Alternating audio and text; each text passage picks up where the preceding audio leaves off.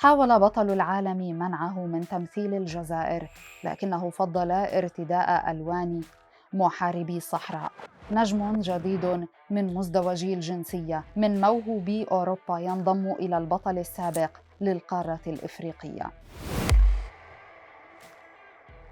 قرار حاسم منح المنتخب الجزائري هدية جديدة بانضمام أحد النجوم الموهوبين في القارة الأوروبية من مزدوجي الجنسية، والذي فضل محاربي الصحراء على الألوان الفرنسية. الحديث عن أمين غويري لاعب نادي رين الفرنسي، والذي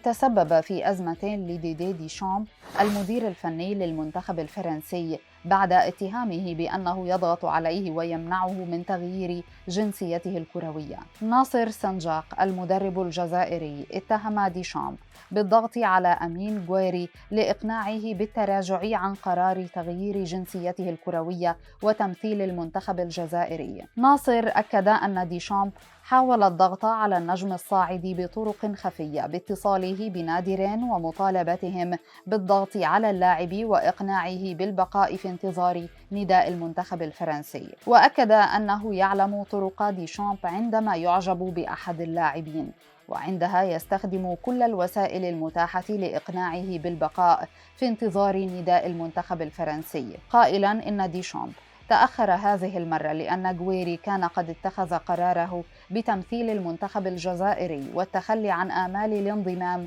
إلى كتيبة المنتخب الفرنسي. المدرب الجزائري أكد أن المسؤولين الفرنسيين لا يهدفون لضم اللاعبين لدعم المنتخب الفرنسي، لكنهم يهدفون لحرمان اللاعبين من الانضمام لبلادهم الأصلية وضمان بقاء المنتخبات الإفريقية ضعيفة مقارنة بالمنتخبات الأوروبية في مختلف المحافل الدولية التي شارك فيها. إدارة النادي الفرنسي ردت على هذه التصريحات والاتهامات التي وجهت إليها وديدي ديشامب، مؤكدين أنهم لم يتواصلوا على الإطلاق مع مدرب المنتخب الفرنسي بشأن اللاعب. وأكدت إدارة رين الفرنسي أنهم لم يمارسوا أي ضغوط على أمين للتراجع عن قراره بتمثيل منتخب الجزائر، خصوصاً وأن اللاعب لم يتحدث عن الأمر مطلقاً. الحقيقة أن أمين غويري تعرض لتهميش كبير من جانب نادي رين في الفترة الماضية، وتحول إلى لاعب احتياطي من دون أسباب واضحة،